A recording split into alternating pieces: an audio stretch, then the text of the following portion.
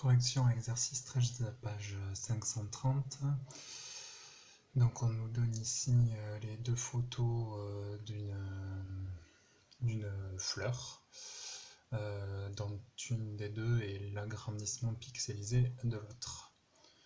Et on nous dit que donc les trois tableaux que vous avez en bas, ici, correspondent aux trois zones ici de l'image. Alors, première question, qu'est-ce qu'un pixel? Donc un pixel, c'est un petit carré de couleur codé par trois valeurs RVB, chacune étant codée sur 8 bits normalement. Et on peut aussi dire que c'est la plus petite zone d'information possible sur une image. Petit b, comment apparaît un pixel sur l'image? Eh bien, c'est un carré coloré, tout simplement. C, qu'observerait-on si l'image était encore agrandie?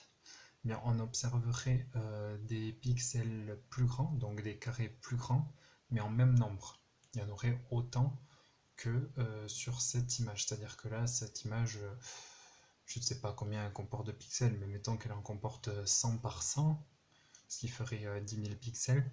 Si on agrandissait, on aurait 10 000 carrés, mais juste des carrés un peu plus grands. Parce que la résolution de l'image ne changera pas parce qu'on l'agrandit. Petit 2. Quelle est la couleur dominante des zones 1, 2 et 3? Bon, alors là, il faut juste regarder les couleurs.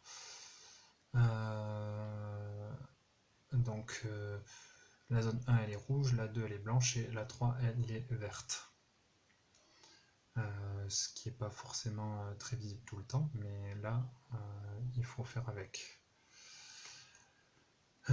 Petit 3, attribuer un tableau de nombres A, B ou C à chacune des zones sélectionnées en justifiant. Mais là il va falloir voir pour chaque tableau, on va regarder les pixels, comment est-ce qu'ils sont codés, et est-ce que c'est le rouge, le vert, le bleu ou d'autres qui prédominent.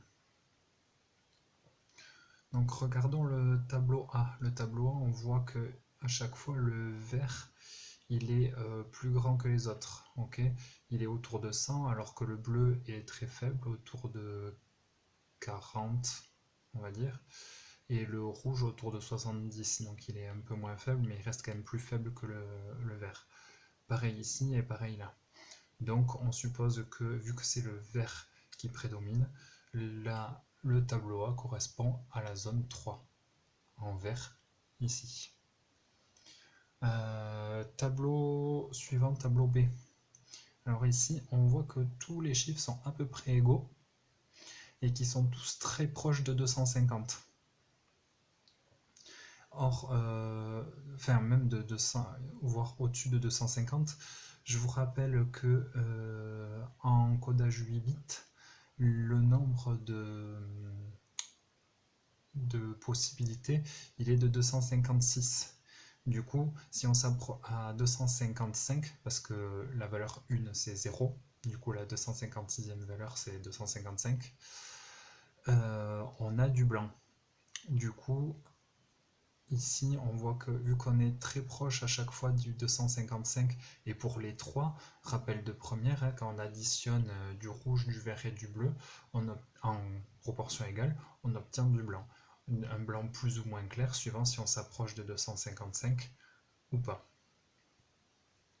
Du coup, ici, il semble que le tableau B serait la zone 2 qui est dans l'ensemble assez blanche. Et pour terminer, tableau C. Alors là, c'est assez évident que c'est le rouge qui prédomine. On est dans les 130, 140, voire un peu plus, alors que les autres sont à 6, 10, ou au pire, il y a celui-ci où le vert et le bleu sont un peu à 70, 40, mais sinon ils sont toujours très très faibles. Donc c'était peut-être le plus facile, le tableau C correspond à la zone 1 qui est rouge.